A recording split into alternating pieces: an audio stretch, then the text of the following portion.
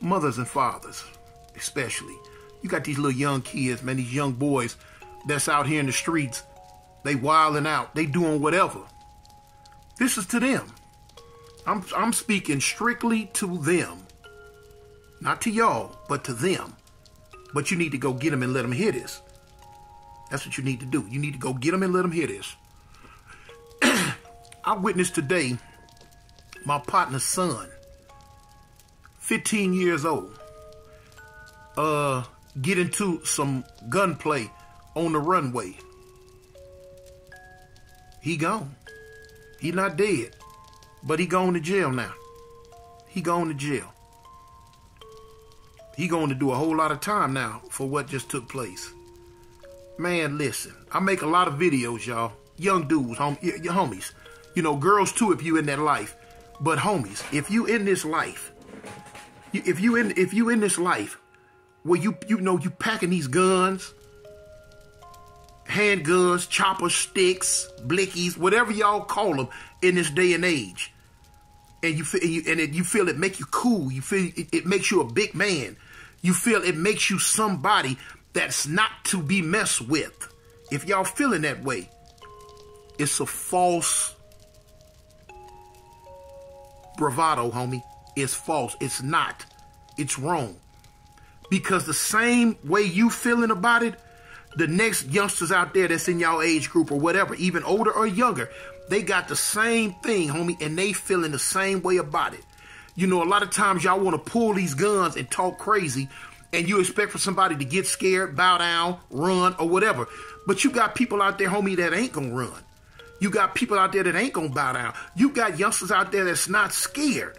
So what does that do? It puts you in a position to where either you gonna shoot them now, or you just gonna keep woofing and put your gun up and look like a buster, or you gonna let them take it from you. It all turned out bad, homie. It all turns out bad. Because now a lot of times you put yourself in a position where now you got to show out. You done did all this in front of the little girls.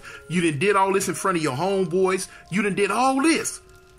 Now you got to show and prove, and you pull that trigger. Whether it's a fully loaded clip, or whether it's semi-automatic clip, or whether it's just a revolver, you pull the trigger. Now what? You a big man? You strong? You powerful? Now, you as a black person or you as an African, I want you to listen to this report. Across America in 2022, data indicates that there are approximately 18.3 million children who live without a father in the homes. This is comprising about 1 in every 4 US children. About 80% of single-parent homes are led or are held by single mothers. It tells you that 80% of fathers are not there in their homes. 80% of mothers, or rather 100%, are there. It can't be 100, of course, but it's a huge number. Why is it that we are lacking fathers in these homes in the United States? What's happening? How important is a father figure? You might ask yourself. You know, we are living in the times and age that I don't need a man, I don't need this and that. These are the times and age we are living in today. Women have, it's like they are possessed. They say they don't need men at all. But is it really important to have a man in your own house? Yes, it is important to have men in houses. Men are the one who cultivate behavior of children when they grow up. It is the man who protects the home. It is the man who develops character in children. Those homes that have grown without fathers are very problematic. Those children you hear doing wrong things outside there are children without their fathers. It's reaching a time they overcame their mothers. You know, females are soft creatures. They are weak creatures in the right way. That is how God made them. Now, there comes a time the child has grown up to defeat their mothers. Their fathers are not there. They do what they will. It is very important to have fathers in every family. Listen to me very carefully. Those people who say they don't need men in their own homes, you're the people giving rise to bad children we are facing today. If a male child does not have a father, they'll have problems interacting with other male. They'll have problems interacting with females. These are the kind of families you hear children are psychopaths, sociopaths, all these, you know. Now, there is a black American who is having a message to black people actually. He is telling black people that they need to teach their children about family matters. They need to teach their children about good characters. And this is an African American man whom I think as well that he grew in a family that a father was absent. He's really recognizing the importance of the male figure in the family. The male figure is very, very important. Listen to me very carefully. Let not you be told otherwise. The male figure is really, really, really important. Now, without further ado, I want us to jump into this video. Listen to what the brother has to say, and then by the end of the video, of course, I shall share with you my thoughts where we shall also have a deep critical analysis. So let's dive in right away. Listen, the mothers out there, the fathers out there, the grandparents, the grandfathers, the sisters, the brothers, the nieces, the nephews, the uncles, the aunts, the cousins, the close friends, family, friends, and relatives. If you have kids that I'm going to say are 17 and under, even older though, if need be, but 17 and under, because see, 17 and under, you still a part of the juvenile correction system. But now, depending on the crime, you know what I'm saying, you can be tried as an adult. Girl or boys. Man, go get you, man, listen, let me tell you something. Mothers and fathers, especially. You got these little young kids, man, these young boys that's out here in the streets. They wilding out. They doing whatever. This is to them. I'm speaking strictly to them. Not to y'all, but to them. But you need to go get them and let them hear this. That's what you need to do. You need to go get them and let them hear this. I witnessed today my partner's son, 15 years old, get into some gunplay on the runway. He gone. He not dead, but he going to jail now. He going to jail. He going to do a whole lot of time now for what just took place. Man, listen, I make a lot of videos, y'all. Young dudes, your homies. You know, girls too, if you in that life. But homies, if you in this life, if you in this life where you know you packing these guns, handguns, chopper sticks, blickies, whatever y'all call them in this day and age, and you feel it make you cool, you feel it makes you a big man, you feel it makes you somebody that's not to be messed with. If y'all feeling that way, it's a false bravado, homie. It's false. It's not. It's wrong. Because the same way you feeling about it, the next youngsters out there that's in y'all age group or whatever, even older or younger, they got the same thing, homie, and they feeling the same way about it. You know, a lot of times y'all want to pull these guns and talk crazy, and you expect for somebody to get scared, bow down, run, or whatever. But you got people out there, homie, that ain't going to run. You got people out there that ain't going to bow down. You got youngsters out there that's not scared. So what does that do? It puts you in a position to where either you going to shoot them now, or you just going to keep woofing and put your gun up and look like a buster, or you going to let them take it from you. It all turned out bad, homie. It all turns out bad. Because now a lot of times you put yourself in a position where now you got to show out. You done did all this in front of the little girls. You done did all this in front of your homeboys. You done did all this. Now you got to show and prove, and you pull that trigger. Whether it's a fully loaded clip, or whether it's semi-automatic clip, or whether it's just a revolver, you pull the trigger. Now what? You a big man? You strong? You powerful? You tough? You did what you felt you had to do? Okay, now it's another part to that. Now the other part to that is when half the people that's standing around out there when you did it, or know about what you did because you done ran your mouth about it, when they tell on you. When them cameras that's on everybody's doorway, that's up on the walls, that's up on the top of buildings, that's on street lights, when them cameras catch you. And a week later, now you in the detective's office. Now you in the county jail on your way to prison. Different state got different laws. But now you on your way to prison for a long time, homie.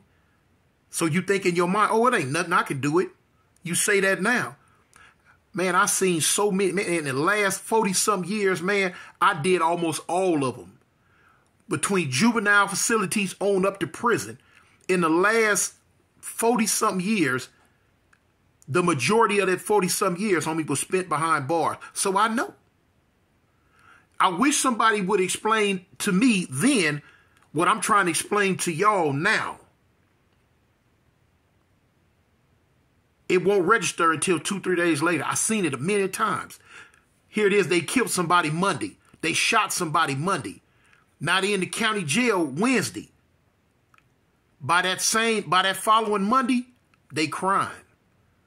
Mama, come get me out. Daddy, come get me out. Or if they got a girlfriend, man, help me get my bail. Because they don't want to be in there no more. They don't like it no more. You can't go to sleep when you want to go to sleep. You can't sleep for as long as you want to sleep. You can't eat when you want to eat. You got to get up. Now you got a bunch of dudes in there who don't care nothing about you. They don't care how tough you think you are. Because you got to run them fades now. Depending on what state you're in. You got people in there going to take your stuff. They don't care nothing about you. They don't care that your mama love you. They don't care that your grandmama love you. They don't care that your father, your sister, your brother, your cousin, your kids, or your girlfriend loves you. They don't give a dang about that, homie. Because they don't love you. You're going to have to get in there and get savage. Man, you youngsters know y'all don't like fighting. But you're going to have to in there. They going to take stuff from you that you don't want took from you. They going to take stuff from you that you don't want taken from you. If you can't defend yourself.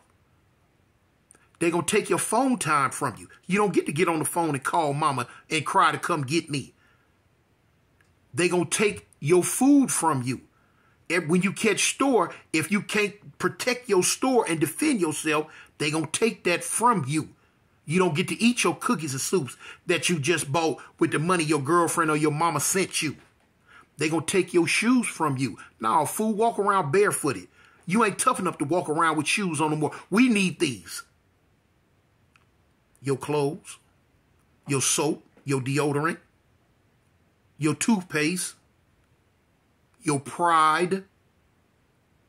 And if you get put in the wrong situation, they'll take your manhood from you. And for those who don't know what I'm talking about, them boys will, you know, to where you showing up be crying. I done seen it over and over, y'all. But y'all don't realize that. You youngsters, y'all don't realize that, man. All y'all think about is in the moment. I want to hang with my partners. I want to look tough with my partners. You know what I'm saying? Or if you're in certain states that's really, really highly gang-oriented, I want to bang. I want to kick it with the homies. We going to put work in. We're going to do all this.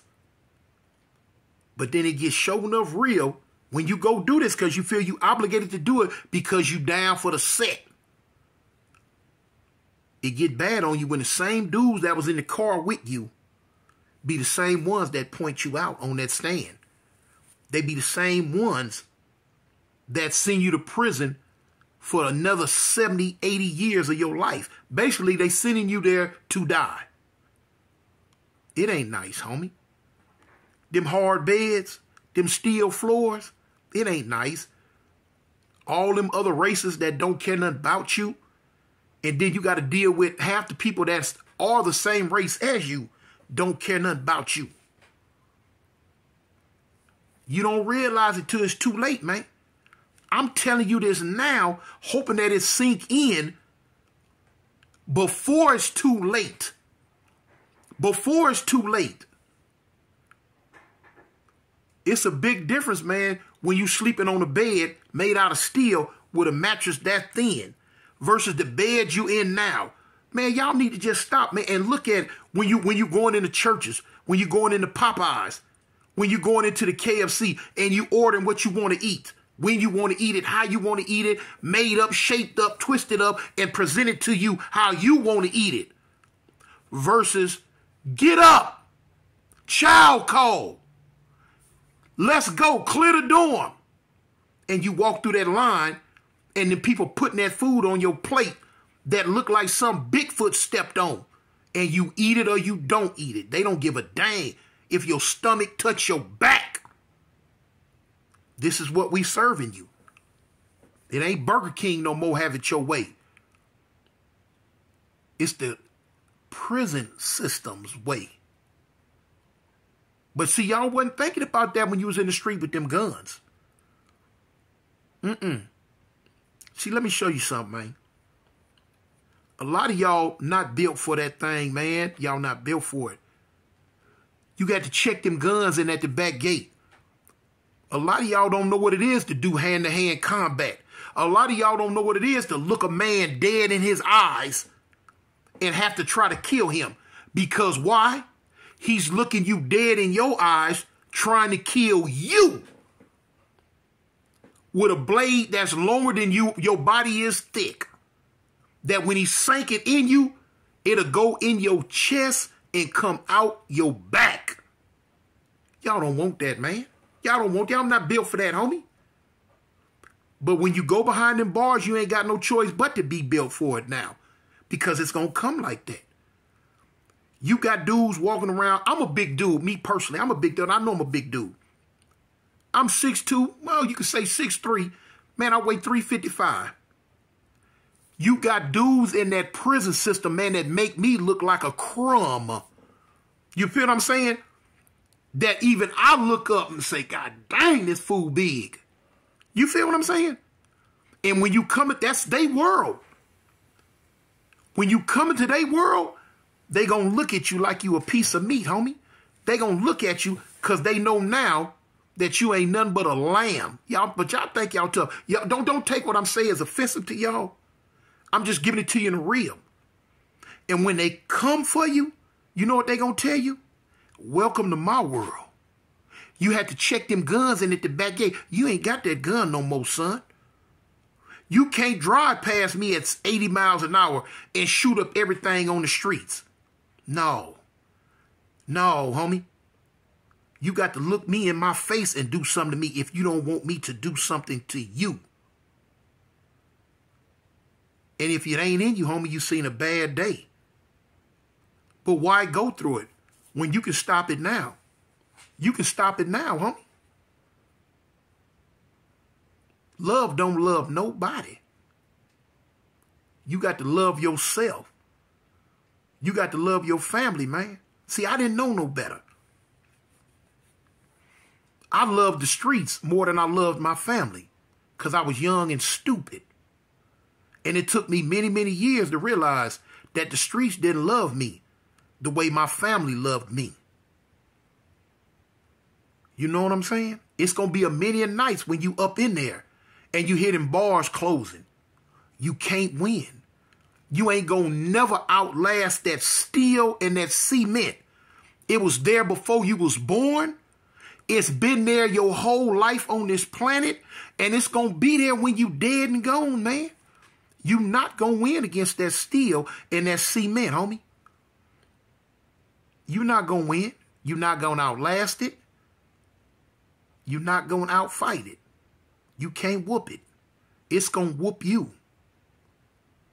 It's going to whoop you, man.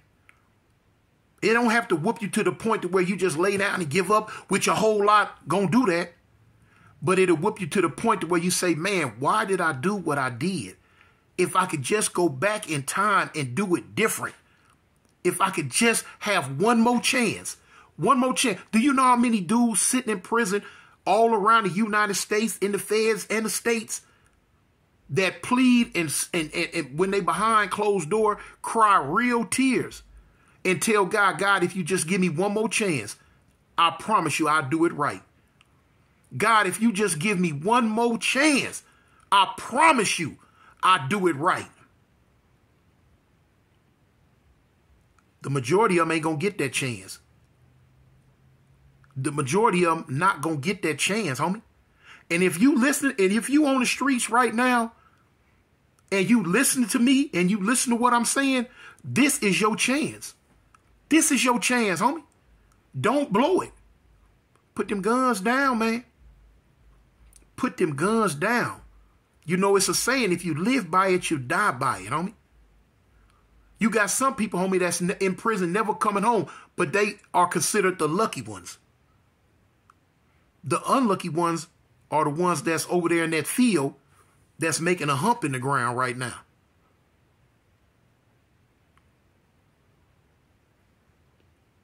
A lot of y'all think, oh, well, if I go in, you know, I got homeboys in there. My homeboy's going to look out for me. Man, your homeboys, a lot of times, going to be the one that's going to turn on you. They not the same, homie. They not the same. Yeah, y'all might have ran together when y'all was young kids, but now they been gone for 4, 5, 6, 7 years. You ain't seen them. Then when you do come to prison behind them, you like, oh man, what's up? You better look into their eyes. You better look into their eyes, homie. Because when you look deep into their eyes, 9 times out of 10, homie, what you seen when y'all was kids, that look ain't gonna be there no more, homes. It ain't gonna be there no more. They don't care nothing about you. It's every man for himself when it push come to shove. And for those of y'all think that can't nobody tell you nothing, no. When you get behind them walls and you get behind them bars, somebody gonna tell you something. You don't run you no more. No, you don't run you no more. You think you do. But no, somebody gonna tell you something. Somebody gonna tell you when to get up. Somebody gonna tell you when to lay down. Somebody gonna tell you when you can use the bathroom. Somebody gonna tell you when you can go shower. Somebody gonna tell you when you can eat. Somebody gonna tell you that, homie. They gonna tell you what to wear. They gonna tell you when to wear it. They gonna tell you where to wear it. Yeah, they gonna tell you that. And a lot of times, man, you think I'm just talking about the police. No. A lot of times. I believe that the brother has given so much profound information about the condition of black children in the United States of America. Now, the speaker was addressing parents and guardians. He was emphasizing the importance of guiding children, especially those who are 17 and under, to avoid dangerous situations. I believe you know the dangerous situations, going to jail and all that, you know. Now, he also highlights the risk young boys are facing when they engage in reckless behavior and potential consequences of being involved in crime. The speaker also warned that young individuals may prioritize looking tough or fitting with peers over their safety and well-being. There is also a strong message about the harsh realities of juvenile correction systems and the possibility of being tried as an adult for serious offenses. The speaker also urges us to communicate the importance of making wise choices and the potential for regret if they don't take their actions seriously. This man is a man who has tested it. This man is a man who has experienced. He's not speaking out of rumors. He's speaking out of experience. You know, there are 2 ways a man can have knowledge and a man can gather truth. It is through experience or it is through thinking, which is a rationalism. For him, it has been through experience. Experience is always tough. And as I said before, families that don't have fathers are the most problematic families because there's nobody there to guide them. There's nobody to correct them. This video provides me with this ideal. The family unit is a cornerstone of the society. It's providing the foundation upon which individuals develop their values, identity, and a sense of belonging. In black families of America, the presence of fathers and the active participation of parents in educating their children about the societal norms and fostering a harmonious culture are particularly crucial. It is important that black families must have fathers, and why it is imperative for parents to instill a moral compass and a cultural harmony in their children. We want to look at how identity formation is formed and the role model. Parents are always the first role models to their children. For black children in this case, having a father figure who represents strength, resilience, and integrity is invaluable. Fathers serve as role models, shaping their children's understanding of what is meant to be a black man or a woman in a society. They impart crucial life skills, values, and a sense of identity that is deeply rooted in cultural heritage. A father is a representation of strength, resilience, and integrity. You understand? Integrity is a very key part here. Resilience also, and then strength. Economic stability and support is what fathers also provide. Fathers contribute significantly to the economic stability of their families. Their involvement often means a dual income, which can alleviate financial pressures and provide better opportunities for their children, such as access to quality education and extracurricular activities. Economic stability also reduces stress within the family, promoting a healthier and a more supportive home environment. The father figure will also break the cycles of dysfunction within the family. Many dysfunctional families in America, I will repeat, if you do your research, you will find that they don't have father figures. Just do your research, you will find that. Now, the presence of fathers in black families is essential in breaking cycles of dysfunction and absenteeism. When fathers actively participate in their children's lives, they set a positive precedent, reducing the likelihood of future generations experiencing fatherlessness. This involvement helps in nurturing responsible, well-adjusted adults who contribute positively to the society.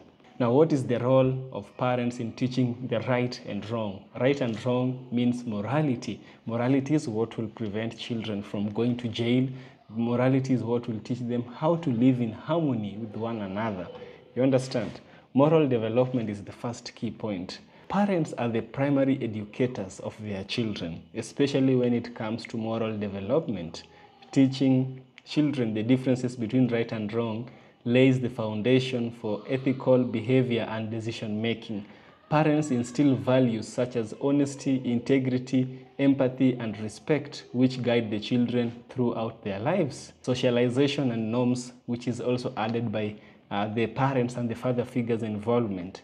Parents play a crucial role in socializing their children, helping them understand societal norms and expectations. This guidance helps children navigate social interactions, develop meaningful relationship, and function effectively in diverse environment. It also equips them the skills to challenge and address injustices they may encounter, fostering responsibility and accountability. This was the strongest part this man was speaking about, fostering responsibility and accountability. You will be held accountable for your misconduct.